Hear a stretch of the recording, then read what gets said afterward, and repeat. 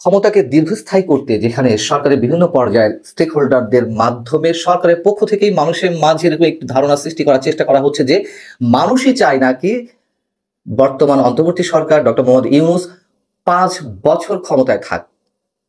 সেখানে হঠাৎ করে আমাদের প্রধান উপদেষ্টার মুখ থেকে কেন নির্বাচন আগে আগে করার একটি কথা তার মুখ থেকে বের করতে হলো? তিনি কি কারোর চাপে রয়েছেন? যদি চাপে থেকে থাকেন তাহলে কার চাপ?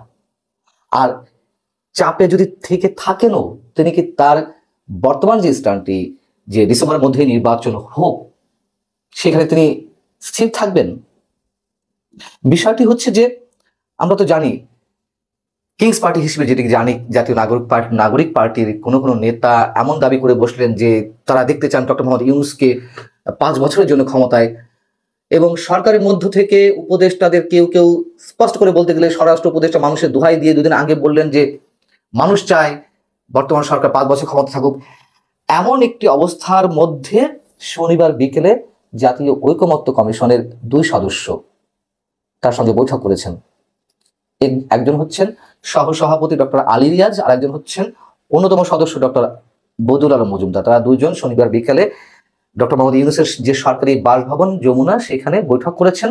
সেই বৈঠকে কি কি কথা হয়েছে সেগুলো আবার গণমাধ্যমকে একভাবে জানিয়েছেন প্রধান উপদেষ্টার প্রেস উইং থেকে জানানো হয়েছে, এবং এই কথাগুলো আবার আমাদের প্রধান উপদেষ্টার যে অফিসিয়াল ফেসবুক পেজ সেখানেও তুলে ধরা হয়েছে। সেখানে বলা হচ্ছে যে এই 2 সদস্য প্রধান উপদেষ্টাকে যে রাজনৈতিক দলগুলোর সঙ্গে এ পর্যন্ত সংস্কারের বিষয়ে কথা হয়েছে সেগুলো তুলে ধরেছেন। এ পর্যন্ত 8টি রাজনৈতিক দলের সঙ্গে বৈঠক হয়েছে, আগামী বৃহস্পতিবার বিএনপির সঙ্গে বৈঠক রয়েছে, সেটিও তারা তুলে ধরেছেন। তখন সেখানে বলা হয়েছে যে আগামী ডিসেম্বরের মধ্যে নির্বাচন অনুষ্ঠানের লক্ষ্য নিয়ে যেন সংস্কারের কার্যক্রম এবং রাজনৈতিক দলগুলোর সঙ্গে আলোচনা চালিয়ে যাওয়া হয়। সেখানে আরো একটি কথা বলা হয়েছে যেটি বেশ ইন্টারেস্টিং, তা হচ্ছে সংস্কার কার্যক্রমের বিষয়ে জনমত যাচাই এবং সে বিষয়ে জনসচেতনতা সৃষ্টির লক্ষ্যে বিভিন্ন কর্মসূচি গ্রহণ করা হয়েছে। এটি প্রধান উপদেষ্টার যে অফিসিয়াল ফেসবুক পেজ সেখানে উল্লেখ করা হয়েছে। প্রথম কথা হচ্ছে যে সংস্কার কার্যক্রমের বিষয়ে জনমত যাচাই করতেই পারে যে জনগণ কতটুকু সংস্কার চায়, জনগণ আদৌ সংস্কার চান কিনা, কিন্তু জনের সচেতনতা কেন সৃষ্টি করতে হবে? একটু খটকা লাগছে। আলাপ আলোচনা করলে তো রাজনৈতিক দলগুলোর সঙ্গে আলোচনা করতে হচ্ছে, তাই না?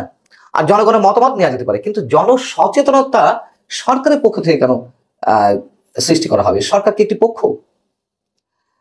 ডক্টর মোহাম্মদ ইউনূস সাহেব তিনি বেশ কিছুদিন ধরে বলে আসছেন যে সংস্কার যদি বেশি হয় তাহলে জুনের মধ্যে নির্বাচন, সংস্কার যদি কম হয় তাহলে ডিসেম্বরের মধ্যে নির্বাচন।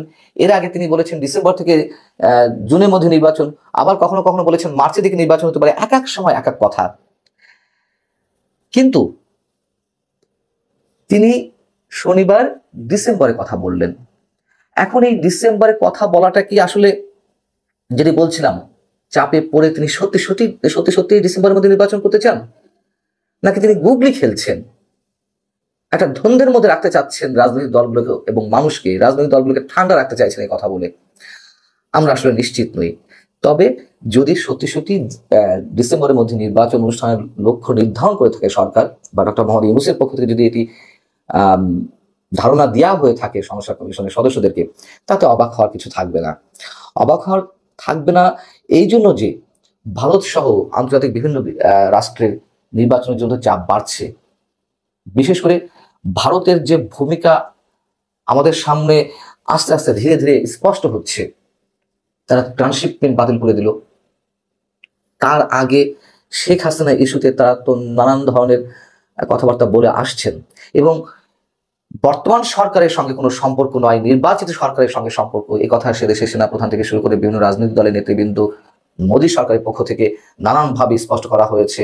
এমনকি গত বুধবার ভারতের পররাষ্ট্রমন্ত্রী এস জয়শঙ্কর তিনিও স্পষ্ট করে বলে দিয়েছেন, যখন তার কাছে জানতে চাওয়া হলো ভারত এবং বাংলাদেশের 2 সরকার প্রধানের মধ্যে বৈঠকে কি মেসেজ, সেইখানে তিনি বলেছেন যে ভারতের সঙ্গে সম্পর্ক হচ্ছে বাংলাদেশের জনগণের। সরকারের কথা তিনিও সেখানে উল্লেখ করেননি, অর্থাৎ বর্তমান সরকারকে স্বীকৃতি দিতে চাইছে না, এটি স্পষ্ট। এখন ভারত বললেই কি সবকিছু হবে? না, ভারত বললেই সবকিছু হবে না। তবে ভারতের পক্ষ থেকে যে চাপগুলো আমাদের সামনে আসছে, ট্রানশিপমেন্ট বাতিল করা হলো, যদিও পররাষ্ট্র মন্ত্রণালয় থেকে দাবি করা হয়েছিল যে এটি সে দেশের ব্যবসায়ীদের কারণে বাংলাদেশের ব্যবসায়ীদেরকে ট্রান্সশিপমেন্ট সুবিধা দিচ্ছে না, কিন্তু পরবর্তীতে ভারতের বিভিন্ন পর্যায়ে কূটনৈতিক সূত্রগুলো থেকে যে খবরাখবরগুলো আমরা পাচ্ছি যে এটি আসলে সেভেন সিস্টার্সকে কেন্দ্র করে চীন সফরের সময় শি জিনপিং এর সামনে আমাদের প্রধান উপদেষ্টা যে মন্তব্য করেছেন সেটার জের হচ্ছে ট্রান্সশিপমেন্ট বাতিল করে দেওয়া।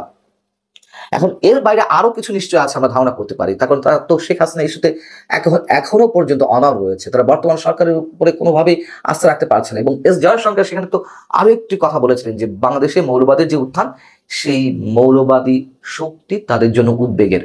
এবং আমি বরাবরই বলে আসছি যে ভারতের সঙ্গে বাংলাদেশের যে 5,000 কিলোমিটার বেশি সীমান্ত, প্রায় 5,000 কিলোমিটার, সেটিকে তারা